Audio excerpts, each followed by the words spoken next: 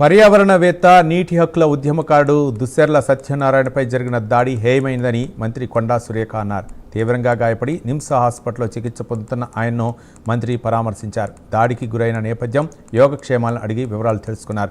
సత్యనారాయణకి అందుతున్న చికిత్స వివరాలపై డాక్టర్లను అడిగి తెలుసుకున్నారు. దుస్సెర్ల సత్యనారాయణపై దాడికి పాల్పడిన వారిపై చట్టపరంగా కఠిన చర్యలు తీసుకోవాలని నల్గొండ ఎస్పీని మంత్రి ఆదేశించారు.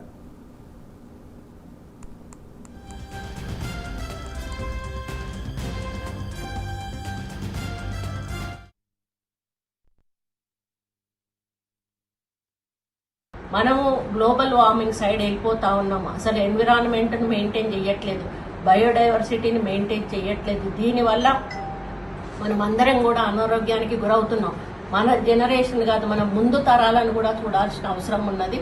కాబట్టి ప్లాస్టిక్ సింగిల్ యూజ్ ప్లాస్టిక్ను కూడా మనం బ్యాన్ చేయాలి.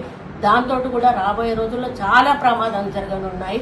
అదేవిధంగా మీకు ఎక్కడ వీలుంటే అక్కడ ఒక మొక్క 2 మొక్కలు మీ పేరు మీద, ఒకరి పేరు మీద, లేకపోతే మీ తల్లి పేరు మీద కానీ, తండ్రి పేరు మీద కానీ, మీ పుట్టినరోజు కానీ, మీ పెళ్లి రోజు కానీ, ఈ విధంగా ఏదో ఒక రోజు ఒక మొక్కను నాటండి. మరి ఆ విధంగా నాటినప్పుడు ఒక్కొక్కరు ఒక మొక్కను నాటితే మన 5-6 కోట్ల మంది ఉన్నాం. ఒక్కొక్క మొక్కకు అన్ని కోట్ల మొక్కలు అవుతాయి. కాబట్టి స్కూల్ పిల్లలను కూడా ఇన్వాల్వ్ చేయాలి, కాలేజ్ పిల్లలను ఇన్వాల్వ్ చేసి మనం పర్యావరణ పరిరక్షణ చేయాల్సిన బాధ్యత మనందరి మీద కూడా ఉంది. కాబట్టి దీనికి ఉదాహరణగా సత్యనారాయణ గారిని తీసుకోవాలని, ఒక వ్యక్తి 70 ఎకరాలు నిర్మించినప్పుడు మనం ఒక చెట్టు నాటలేమా?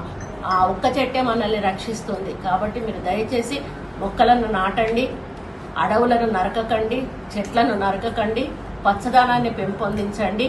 మరి గాలి, వాతావరణం సమతుల్యంగా ఉన్నప్పుడే మన ఆరోగ్యం కూడా బాగుంటుంది. భవిష్యత్తులో మన పిల్లల ఆరోగ్యాలు కూడా బాగుంటాయి.